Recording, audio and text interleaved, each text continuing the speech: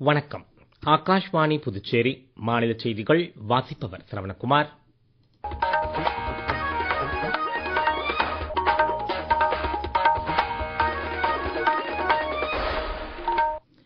தலைப்புச் செய்திகள். குடியரசுத் தலைவர் திருமதி திரௌபதி முர்மு இன்று முதல் 4 நாள் பயணமாக மகாராஷ்டிரா, ஜார்க்கண்ட் மற்றும் ராஜஸ்தான் ஆகிய மாநிலங்களுக்கு பயணம் மேற்கொள்கிறார். பிரதமர் திரு நரேந்திர மோடி 2 நாள் அரசுமுறை பயணமாக நாளை இஸ்ரேல் செல்கிறார். இந்திய தேர்தல் ஆணையம் மற்றும் மாநில தேர்தல் ஆணையர்களின் தேசிய வட்டமேசை மாநாடு புதுடெல்லியில் உள்ள பாரத் மண்டபத்தில் இன்று நடைபெற்றது. பிரதமர் திரு நரேந்திர மோடி மார்ச் 1ஆம் தேதி புதுச்சேரி லாஸ்பேட்டை மைதானத்தில் நடைபெறும் அரசு விழாவில் கலந்து கொள்கிறார். இனி விரிவான செய்திகள்.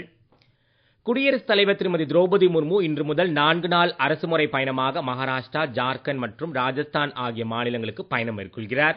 இப்பயணத்தின் முதற்கட்டமாக அவர் மகாராஷ்டிரா மாநிலம் சென்றடைந்தார். இந்நிகழ்ச்சி குறித்த ஒரு செய்தி தொகுப்பு. குடியரசுத் தலைவர் திருமதி திரௌபதி முர்மு மகாராஷ்டிர மாநிலத்தின் மும்பை சத்ரபதி சிவாஜி மகாராஜ் சர்வதேச விமான நிலையத்தை அடைந்தார். அங்கு அவருக்கு அம்மாநில ஆளுநர் திரு ஆச்சாரிய தேவ்ரத் சிறப்பான வரவேற்பளித்தார். குடியரசுத் தலைவர் வரவேற்பு நிகழ்ச்சியில் அம்மாநில முதலமைச்சர் திரு தேவேந்திர பட்னாவிஸ், துணை முதலமைச்சர்கள் திரு ஏக்நாத் ஷிண்டே மற்றும் திருமதி சுனேத்ரா அஜித் பவார், தலைமைச் செயலாளர் திரு ராஜேஷ் அகர்வால் ஆகியோர் கலந்து கொண்டனர். தொடர்ந்து மும்பை லோக்பவனில் பி டி இந்துஜா மருத்துவமனை ஏற்பாடு செய்துள்ள உயிர்களை காப்பாற்றுதல் மற்றும் ஆரோக்கியமான பாரதத்தை உருவாக்குதல் என்ற நாடு தழுவிய பிரச்சாரத்தை தொடக்கி வைத்தார். நாளை புல்தானாவின் ஷெகானில் மத்திய ஆயுஷ் அமைச்சகம் ஏற்பாடு செய்துள்ள தேசிய ஆரோக்கிய கண்காட்சி 2026 கலந்து கொள்ளும் திருமதி திரௌபதி முர்மு நாக்பூரில் பிரம்மகுமாரிகள் ஏற்பாடு செய்துள்ள ஒற்றுமை மற்றும் நம்பிக்கை மூலம் மகாராஷ்டிராவின் பொற்காலம் என்ற மாநில அளவிலான தொடக்க விழாவிலும் அவர் கலந்து கொள்கிறார். தொடர்ந்து ஜார்க்கண்ட் மாநிலம் ஜம்ஷத்பூரில் ஸ்ரீ ஜெகநாத் ஆன்மீக மற்றும் கலாச்சார அறக்கட்டளை ஏற்பாடு செய்துள்ள ஸ்ரீ ஜெகநாதர் கோவிலின் பூமி பூஜை விழாவிலும் குடியரசுத் தலைவர் பங்கேற்க உள்ளார். ஜம்ஷத்பூரில் மணிபால் டாடா மருத்துவக் கல்லூரியை பார்வையிட்ட பின்னர் அவர் மாணவர்களுடன் கலந்துரையாட உள்ளார். வரும் வெள்ளிக்கிழமையன்று ராஜஸ்தான் மாநிலம் பொக்ரானில் நடைபெறும் நிகழ்ச்சியிலும் பங்கேற்கிறார்.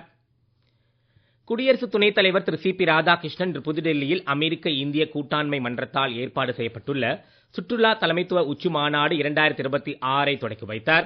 இம்மாநாட்டில் உரையாற்றிய அவர், சுற்றுலா என்பது தொழிலாக கருதப்படாமல் கலாச்சாரங்களுக்கு இடையிலான பாலம் மற்றும் பொருளாதார வாய்ப்புகளின் ஆதாரம் என்றும் கூறினார்.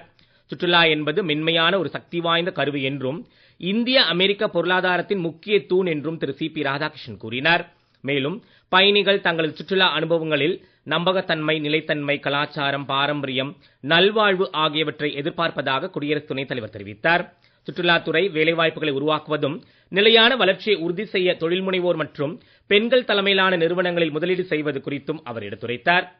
சுற்றுலாவை எளிதாக்குவதற்கும் பார்வையாளர்களின் அனுபவத்தை நெறிப்படுத்துவதற்கும் பன்மோட் டிஜிட்டல் வழிகாட்டிகள் மற்றும் மேலாண்மை போன்ற செயற்கை நுண்ணறிவு சார்ந்த தீர்வுகளை ஒருங்கிணைக்க அவர் அழைப்பு விடுத்தார். இந்நிகழ்ச்சியில் பேசிய மத்திய கலாச்சாரம் மற்றும் சுற்றுலாத்துறை அமைச்சர் திரு கஜேந்திர சிங் ஷெகாவத், கலாச்சாரத்தின் கொண்டாட்டங்களுக்காக சுற்றுலா திகழ்கிறது என்றும் நகர்ப்புற மற்றும் ஊரக பகுதி மக்களின் வாழ்வாதாரத்திற்கு சுற்றுலா முக்கிய பங்காற்றுவதாகவும் கூறினார்.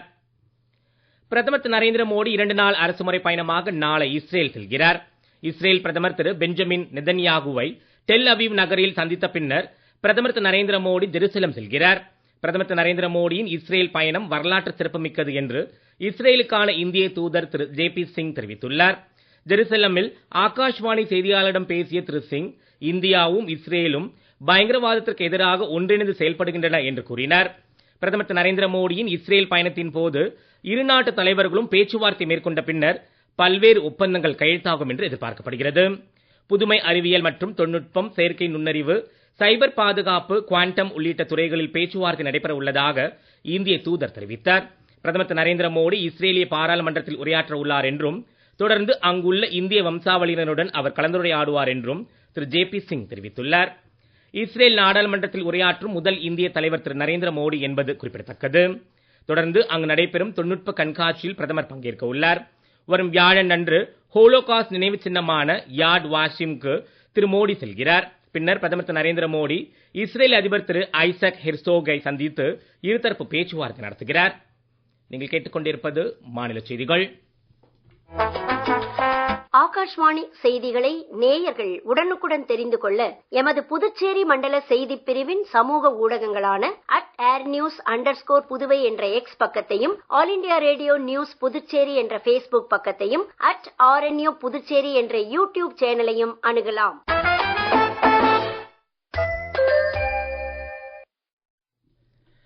செய்திகள் தொடர்கின்றன. இந்திய தேர்தல் ஆணையம் மற்றும் மாநில தேர்தல் ஆணையர்களின் தேசிய வட்டமேசை மாநாடு புதுடெல்லியில் உள்ள பாரத் மண்டபத்தில் இன்று நடைபெற்றது. நிகழ்ச்சி குறித்த ஒரு செய்தி தொகுப்பு. 27 ஆண்டுகளுக்கு பின் நடைபெறும் இந்த வட்டமேசை மாநாட்டிற்கு தலைமை தேர்தல் ஆணையர் திரு ஞானேஷ்குமார் தலைமை தாங்கினார். தேர்தல் ஆணையர்கள் டாக்டர் சுக்பீர் சிங் சந்து மற்றும் டாக்டர் விவேக் ஜோஷி ஆகியோர் முன்னிலையில் இந்த வட்டமேசை மாநாடு நடைபெற்றது. அனைத்து மாநிலங்கள் மற்றும் யூனியன் பிரதேசங்களின் மாநில தேர்தல் ஆணையர்கள் மற்றும் தொழில்நுட்ப நிபுணர்கள் இம்மாநாட்டில் பங்கேற்றனர். தேர்தல் ஆணையம் மற்றும் மாநில தேர்தல் ஆணையர்களின் செயல்பாட்டில் ஒருங்கிணைப்பை வளர்ப்பதே இந்த வட்டமேசை மாநாட்டின் நோக்கம் என்று தேர்தல் ஆணையம் தெரிவித்துள்ளது.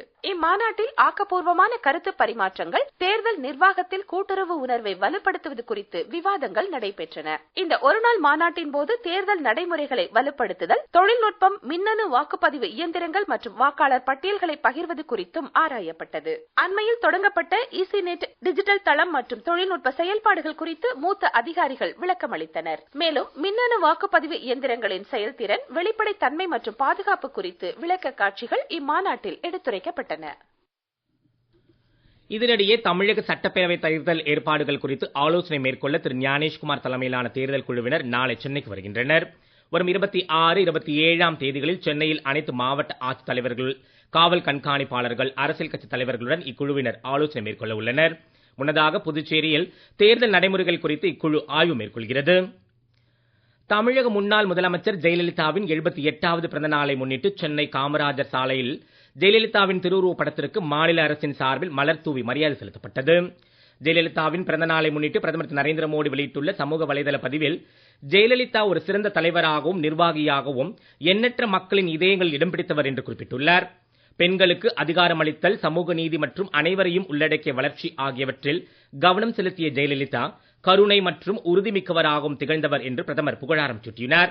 மத்திய உள்துறை அமைச்சர் திரு அமித்ஷா வெளியிட்டுள்ள பதிவில், ஜெயலலிதாவின் அர்ப்பணிப்பு தமிழ்நாட்டின் வளர்ச்சியை மறுவடிவமைத்துள்ளது என்று குறிப்பிட்டுள்ளார். மத்திய தகவல் ஒலிபரப்புத்துறை இணையமைச்சர் டாக்டர் எல் முருகன் வெளியிட்டுள்ள சமூக ஊடக பதிவில், தமிழகத்தின் வளர்ச்சிக்கு ஜெயலலிதா தம்மை அர்ப்பணித்துக் கொண்டதாகவும், பெண்கள் நலன், கல்வி மற்றும் சமூக நீதி ஆகியவற்றில் அவரது முயற்சி பாராட்டத்தக்கது என்றும் குறிப்பிட்டுள்ளார். தமிழக முன்னாள் முதலமைச்சர் ஜெயலலிதா பிறந்த நாளை முன்னிட்டு புதுச்சேரி அரசு சார்பில் இன்று குபேர் சாலையில் உள்ள மேரி கட்டட அரங்கில் அலங்கரித்து வைக்கப்பட்டிருந்த அவரது திருவுருவப் படத்திற்கு முதலமைச்சர் திரு ரங்கசாமி, பொதுப்பணித்துறை அமைச்சர் திரு லட்சுமி நாராயணன், சட்டப்பேரவை துணைத் தலைவர் திரு ராஜவேலு, சட்டமன்ற உறுப்பினர்கள் திரு KSV ரமேஷ், திரு பாஸ்கர் மற்றும் பலர் மலர் தூவி மரியாதை செலுத்தினர்.